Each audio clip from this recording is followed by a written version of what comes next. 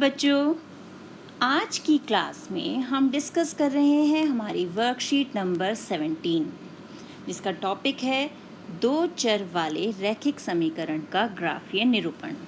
अब ये दो चर वाले रैखिक समीकरण जो हैं, ये हमने अपने पिछले वीडियो में सीखा था। लास्ट क्लास में हमने क्या सीखा था?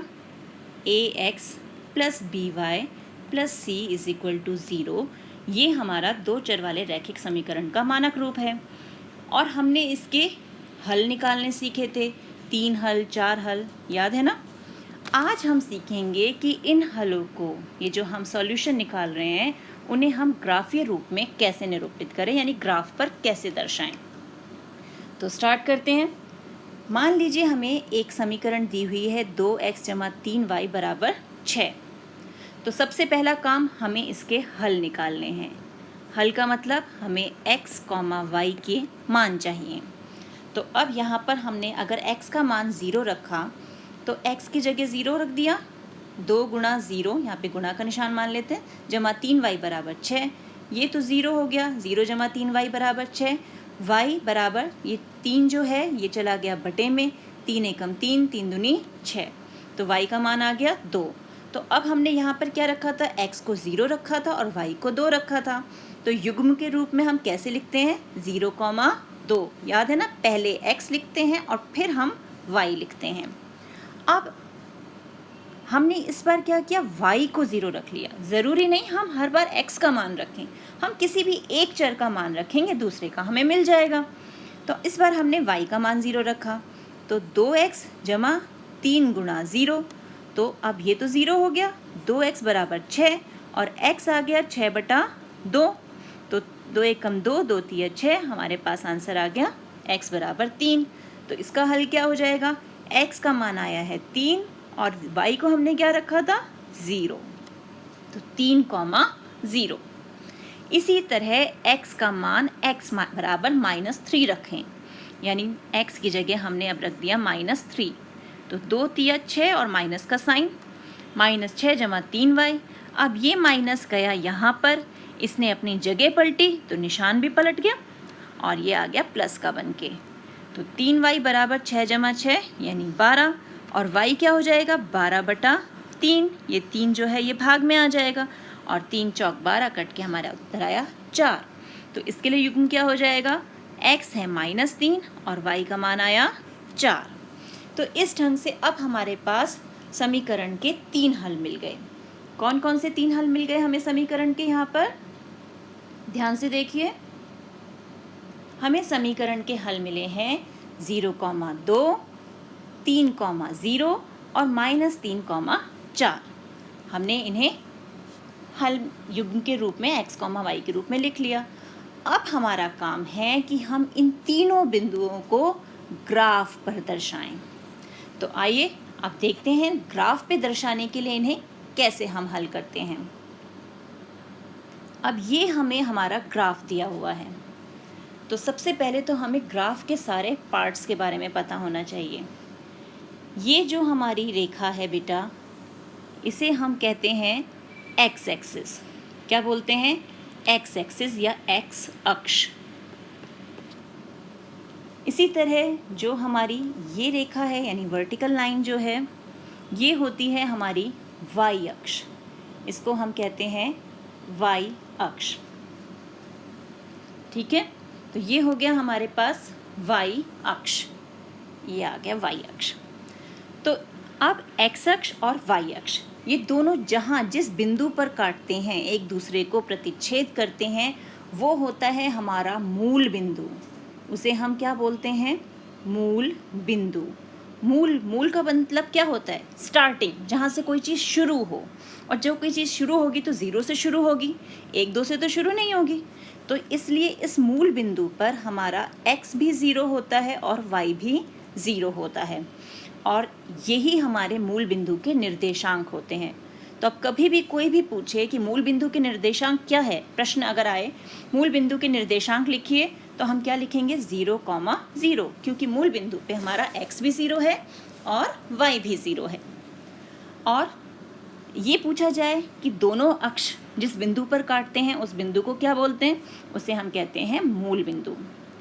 अब ये दोनों अक्ष जब हमारे इस कार्तीय तल को काटते हैं तो अब हमारे पास कितने हिस्से मिल गए हमें? एक हिस्सा यहाँ मिला, एक यहाँ मिला, एक ये और एक ये, यानी हमें 4 हिस्से मिल रहे हैं। इन चारों को हम बोलते हैं चतुर्थांश। क्या बोलते हैं?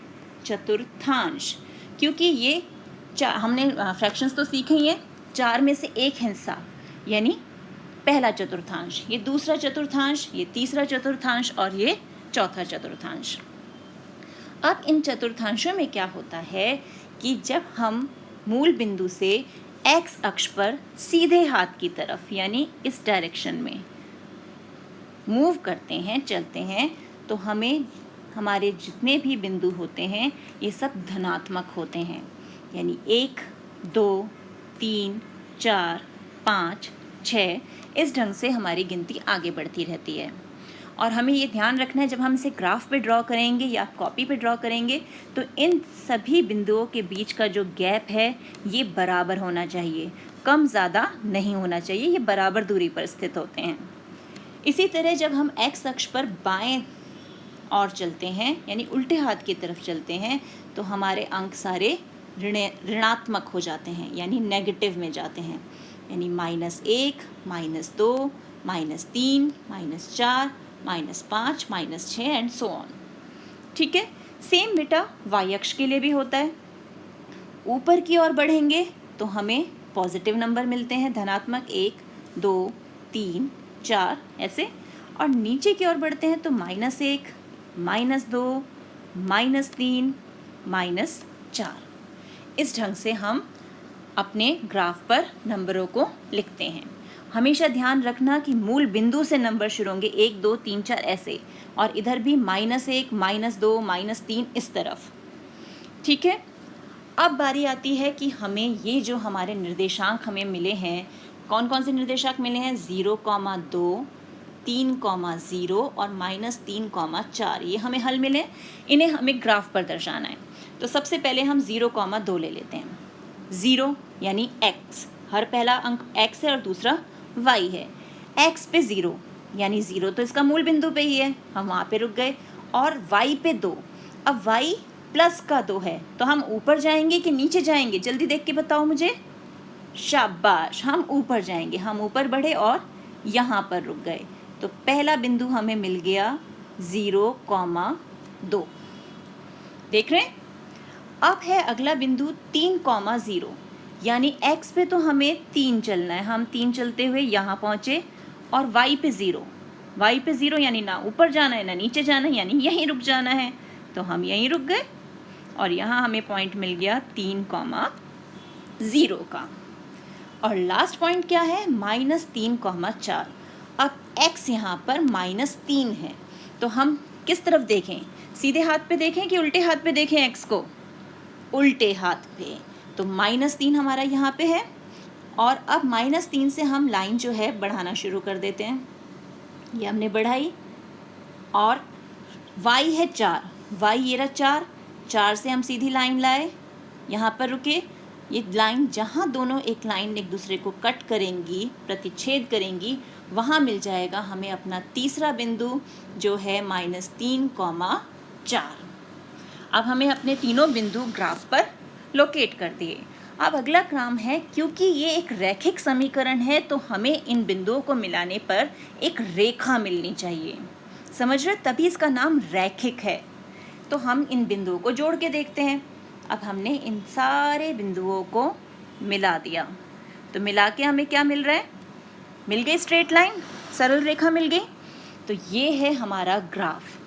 जो हमें हल मिलेंगे उन्हें हम इस तरह से ग्राफ पर दर्शा सकते हैं। और इस ग्राफ में जितने भी ये यहाँ जितने भी पॉइंट्स हम जहाँ चाहे हम ग्राफ उस समीकरण के और हल ढूंढ सकते हैं। अगर हमें इस बिंदु पर समीकरण का हल चाहिए, यहाँ से सीधी रेखा यहाँ मिलाएंगे और यहाँ से सीधी रेखा नीचे लाएंगे, तो इसके अक्ष क्या हो जाएंगे? इसके निर्देशांक -1 अक्ष, x अक्ष पे -1 है, कॉमा, अब यहाँ पर ये 2 और 3 के बीच में है, तो ये 2.5 हो सकता है। 2 और 3 के बीच में क्या होगा? 2.5 यानी 2.5। तो इस ढंग से बेटा हम हर बिंदु पर निर्देशांक ज्ञात कर सकते हैं कि उस समीकरण के जो हमें रेखा मिली है उस पर उसका क्या हल होगा। जैसे यहाँ पर ये एक बिंदु दिया हुआ है, यहाँ पर अगर हम इसके निर्देशांक देखें तो x की तरफ बढ़ो, ये रहा x अक्ष, x पे कहाँ मिल रहा है ये 6 पे, और y की तरफ बढ़ें, ये रहा y अक्ष, यहाँ पर आए तो किस पे मिले हम आके -2 पे। तो ये जो हमारा पॉइंट है ये बन गया 6, -2। तो 3 हल तो हमने निकाल लिए, एक हल हमारा ये था, एक ये था, एक ये था जो हमने समीकरण हल करके निकाला था, और चौथा हल जो है ये हमें मिल गया ग्राफ से।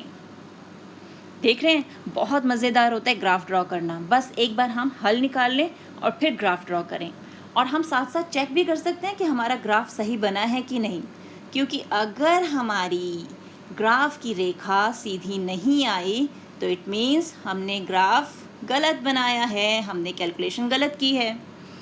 समझ गए? अब यहाँ पर हम देखते हैं कि और क्या दिया गया है हमें। यहाँ पूछ रहे हैं कि क्या आप ऐसे 2 और बिंदुओं के निर्देशांक बता सकते हैं। तो अभी तो हमने देखा कि इतने सारे बिंदु हैं, किसी भी बिंदु पे x और y को मिलाओ और निर्देशांक निकालो। एक तो हमने निकाला था ना -1, 2.5। ऐसे ही आप एक और ढूंढ सकते हैं। एक और क्यों? अपरिमित। हमने पिछली क्लास में सीखा था ना कि समीकरण के जो हमारे 2 चर वाली रैखिक समीकरण होती है, इनके अपरिमित हल होते हैं, क्योंकि सरल रेखा पे हर बिंदु इनका हल होता है, तो इनके पास अपरिमित हल होते हैं। ठीक है, तो ये क्लियर हो गया। अब देखते हैं हमें आज क्या प्रश्न दिए हैं जो हमें हल करने हैं। तो पहला प्रश्न है 2x + y = 6। तो यहाँ भी हम समीकरण के हल निकालेंगे और फिर उन्हें ग्राफ पे बनाएंगे। ऐसे ही x + y = 4 और 2x - 3y = 6। तो अब ऐसा करते हैं, हम इन समीकरणों के हल निकालते हैं, फिर ग्राफ पे देखेंगे।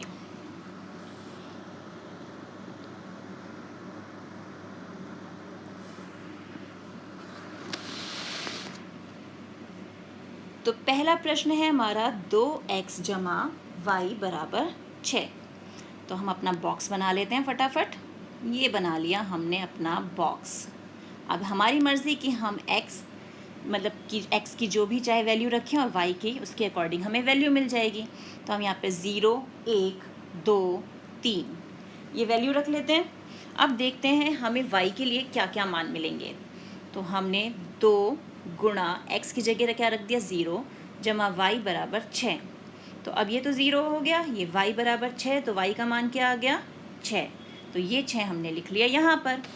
अब अगला क्या रखना है हमें 1, 2 गुणा 1 + y = 6। तो 2 + y = 6, तो y क्या हो गया 6 - 2 यानी 4। तो यहाँ पर आ गया उत्तर 4।